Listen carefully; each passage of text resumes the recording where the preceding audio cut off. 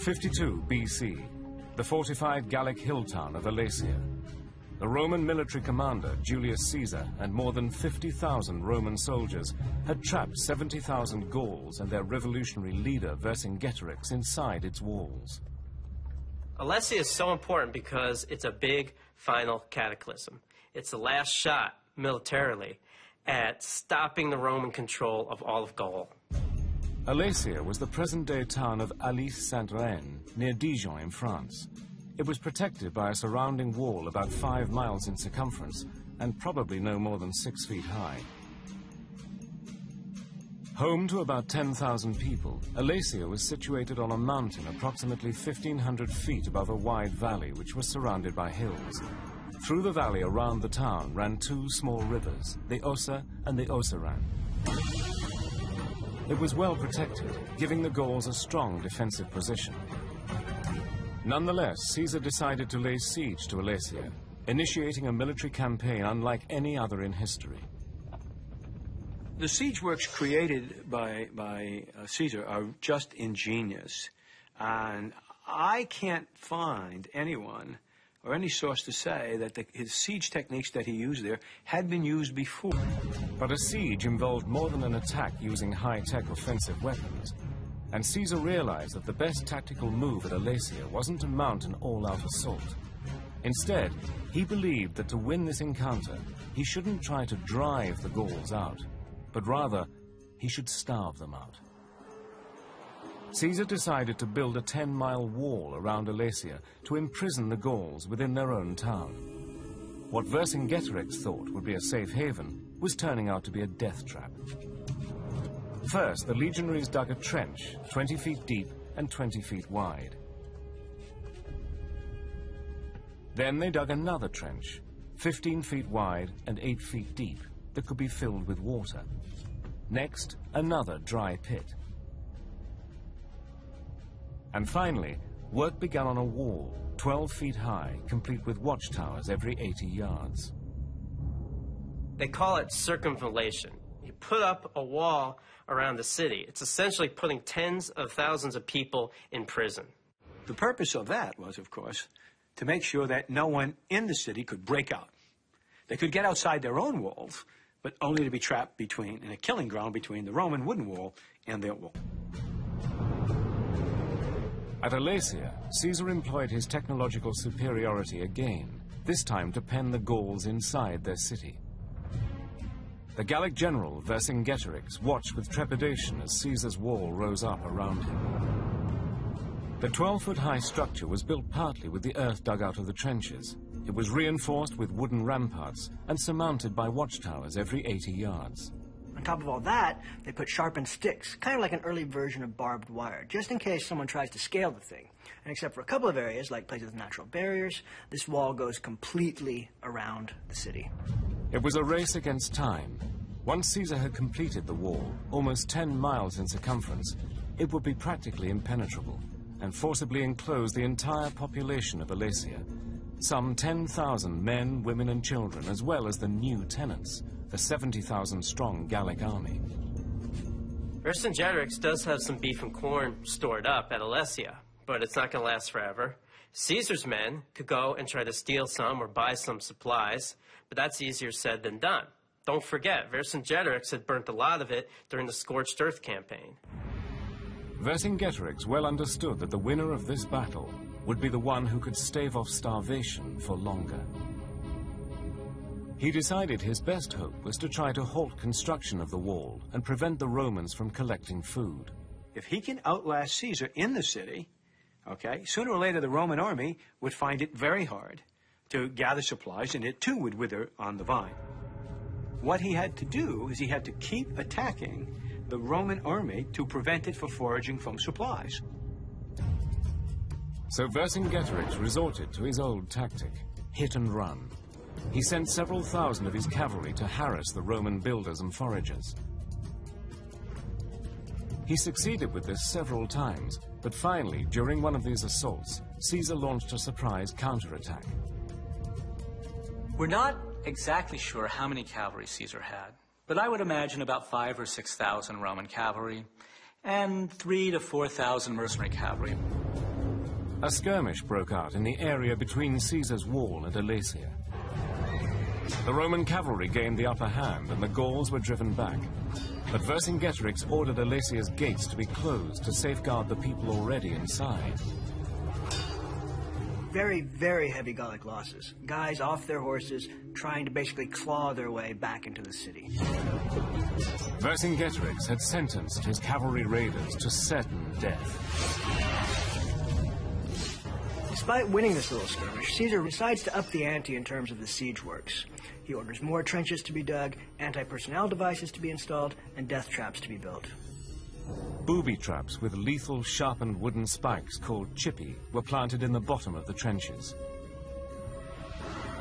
Iron barbs called stimuli were spread out in front of the walls to puncture soldiers' feet and horses' hooves. Flooded moats were there, trees knocked down to create obstacles, and covering it all would be whatever field guns they had, and arrows, arch of fire, sling of fire, missiles. They could literally sheathe fire into an impact zone. After only 5 weeks, the 10-mile wall, equipped with pitfalls, obstacles, and anti-personnel devices, was complete. The Gallic general Vercingetorix was forced to take an audacious gamble.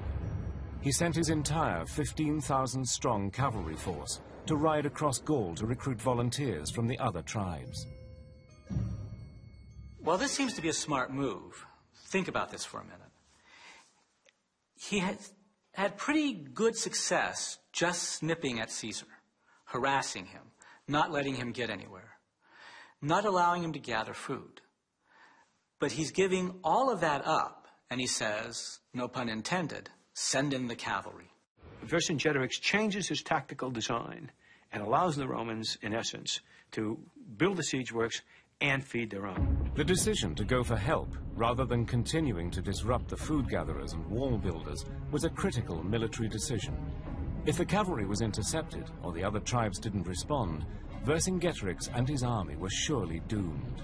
Now, without his cavalry to send forth to harass the Roman army, they can build the siege works at their leisure, which they do. More important than that is they now can forage freely.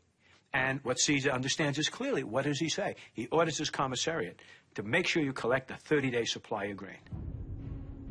Caesar knew that if the Gallic cavalry did return with significant reinforcements, it could spell his defeat. To defend against this possibility, he decided to build another wall, about 400 yards outside the first. Caesar's first wall kept Vercingetorix in. The second was designed to keep reinforcements out. But it would also contain 50,000 of his own men, who had to camp in between the two structures. Outside this wall of circumvallation, you construct a second wall called contravallation, Latin contra, against. And this wall ran 20 miles. So you have a wall inside a wall in a city in the middle, kind of like looking at from the top down, kind of looking at a layer cake. Suddenly, with no enemy horsemen to disrupt them, the Romans could build the second wall with comparative ease. It was seamless, except for a small section at the point where the two shallow rivers ran through the valley. With the wall construction coming to an end, everyone starts realizing that the thing that's going to win or lose this thing is food. Caesar knows that once the rest of the Gauls show up, he won't be able to send his guys foraging anymore. Meanwhile, inside the city, Vercingetorix personally takes control of the beef and corn rations. 7 weeks into the siege, supplies inside Alesia were diminishing rapidly. The inhabitants subsisted on what little food had been stored before the encirclement began. Water for nearly 100,000 people had to be drawn from the rivers or wells on the plateau. But he soon realized there were just too many hungry mouths to feed, and devised a plan that he hoped would save the lives of some of the women and children. What he did is he sent them off to the Roman wall, essentially saying, look, let these people go, there's no point to this, or actually take them in as slaves. Caesar rejected the offer. His own men were on the brink of starvation because the land around Alesia had been rendered utterly barren by the Gauls' scorched earth policy.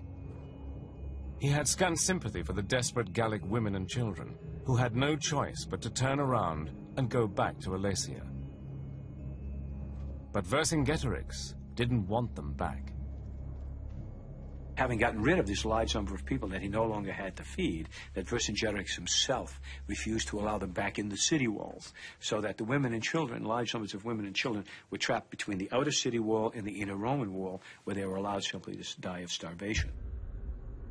Perhaps as many as 3,000 women and children were penned inside the no-go area, pawns in the battle of wills between Vercingetorix and Caesar.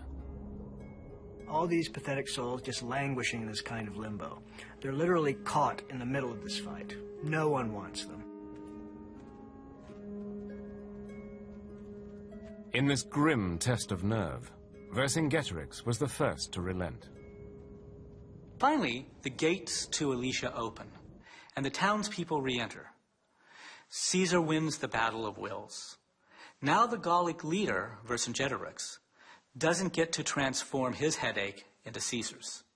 And Caesar gets to remind people of just what kind of man they're dealing with. The outlook for the Gauls was bleak. But then, 3 days later, a relief army, some 60,000 strong, appeared on the horizon. It was led by Comminus, or Commius, of the Atrebates tribe, a man Caesar knew well. Comminus had been an ally to Caesar early on in the Gallic Wars. Vercingetorix had actually fought for Caesar also. So it was a real betrayal for Caesar to have these guys coming against him. He immediately went on the offensive. Marching his infantry to the wall, he attacked the small number of Roman soldiers stationed outside it. The Gauls were amazingly organized for a bunch of tribes that hadn't fought together until recently. They had infantry mixed in with the cavalry and covered the whole thing with archers and slingers.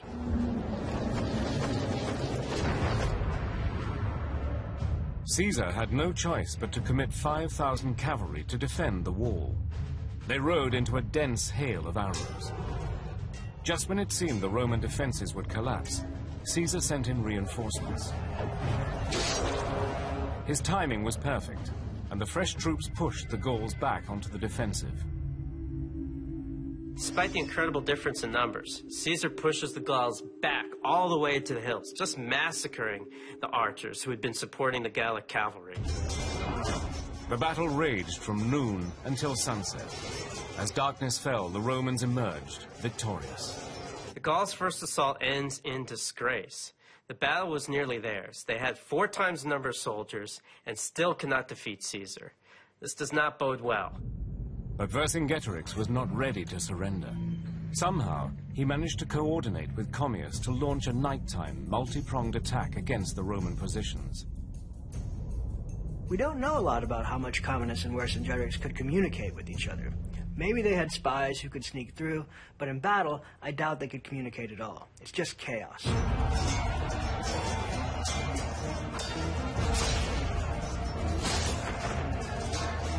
Vercingetorix himself led the force attempting to break through the inner wall. Commius and his men attempted to scale the outer wall. A third Gallic force, also on the outside, tried to break through the outer wall on the far side of the city. The Gauls are learning, trying different tactics. This time they've got the cover of darkness on their side, and they've got ladders and wall hooks to scale the walls. Unfortunately for the Gauls, Caesar still has the upper hand. Up in the siege tower, he can easily see exactly what the Gauls are doing. Holding the high walls, the legionaries easily repelled the Gauls below. They were launching arrows, but also just this huge supply of stones and sharp sticks. Nothing sophisticated, but I wouldn't want someone standing 12 feet over me throwing stones at my head. You're trying to fill in these ditches and moats, and the whole time people are throwing deadly debris at you.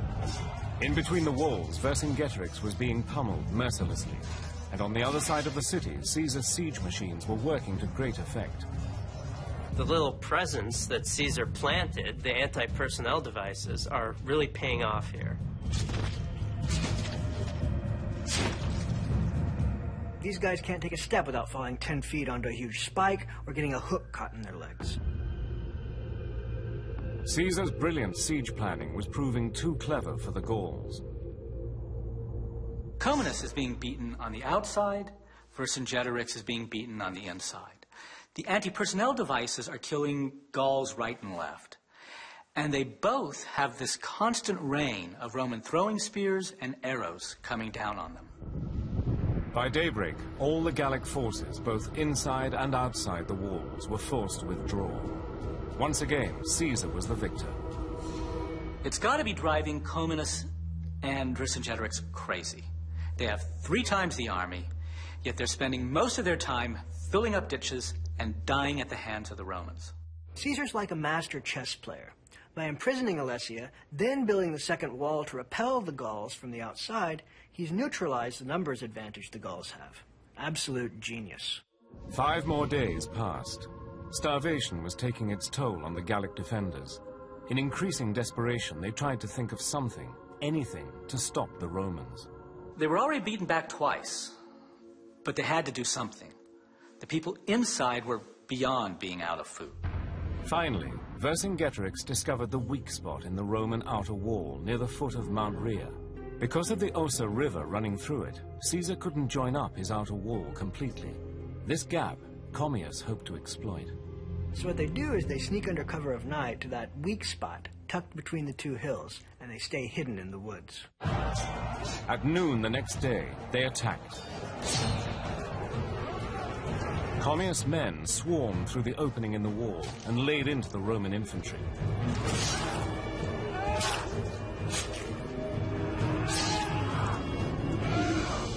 At another section of the wall, a second Gallic force attempted to break through. The second Gallic force begins to overwhelm the wall. The Romans are simply running out of stuff to throw at them. At the same time, Vercingetorix attacked from the inside.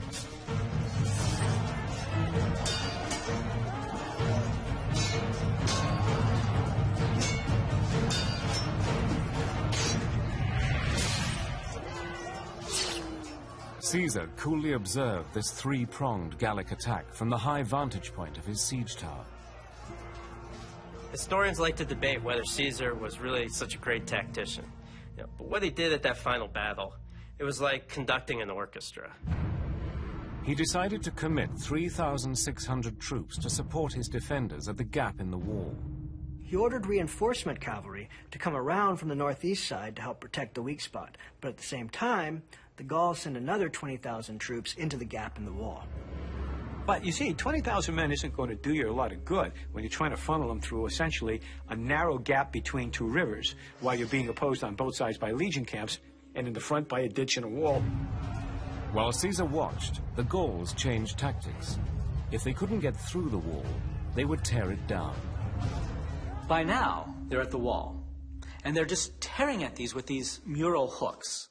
They're iron hooks designed for tearing down the walls of a besieged town. Everything's kind of backwards because of Caesar's walls. Usually it's the conquering force that's using mural hooks, not the defenders. The battle raged on all 3 fronts, neither side yielding.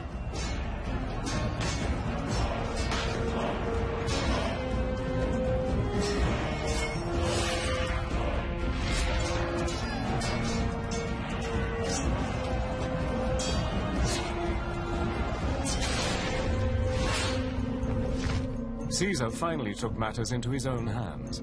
He personally led 2,400 more men into the fray.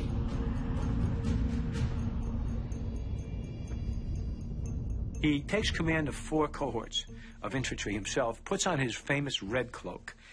He always thought it important that troops should see their commander in battle, and leads these 4 cohorts right into the fray. The Roman line was ready to break until Caesar arrived at the last minute with the reinforcements.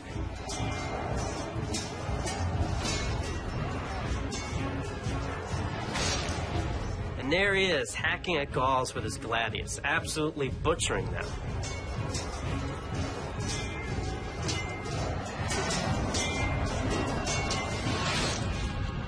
There's a big difference between a commander saying, "Charge," and one saying, "Follow me, boys."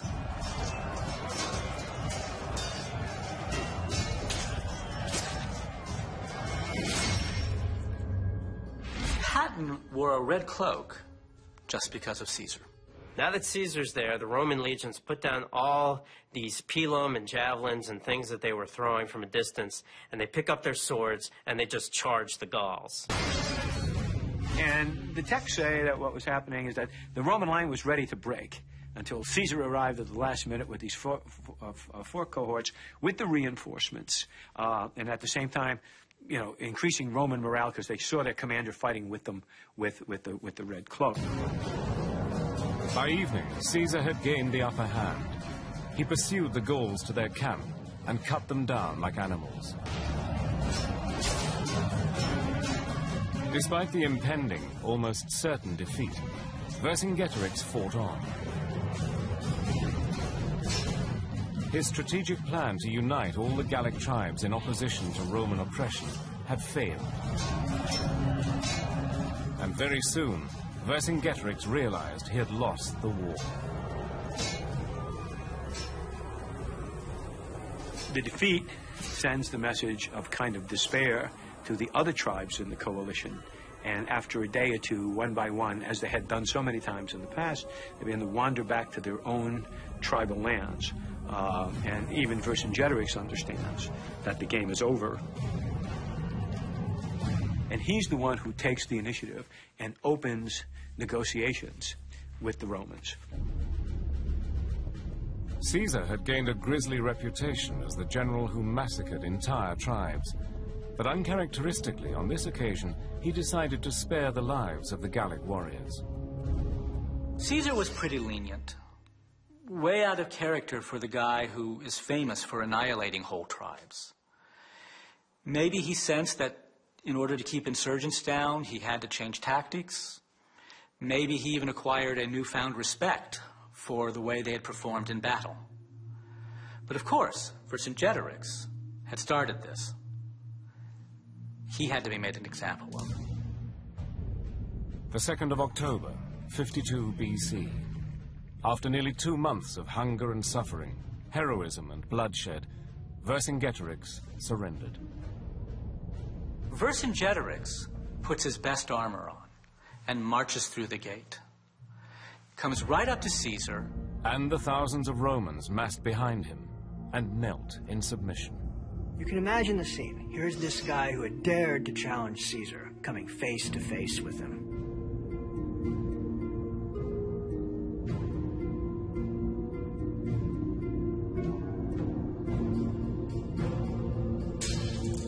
He was a valiant warrior, but Vercingetorix had committed a basic tactical error. He had a plan, not to take Caesar head-on, but to skirmish, cut his communication, cut his supply lines, just harass him at every turn. He held on to that at times when he could have tried to go in for the kill, but he stayed disciplined. Then he suddenly scrapped the whole idea. He sends his best fighters to go get help. Help that didn't end up doing much good. It's fascinating. He had hung to the original strategy right to the point where it was succeeding, and then, for whatever reason, changes the strategy, and it cost him dearly. While many of the Gauls were freed, Vercingetorix was taken to Rome, chained in a cage, and executed.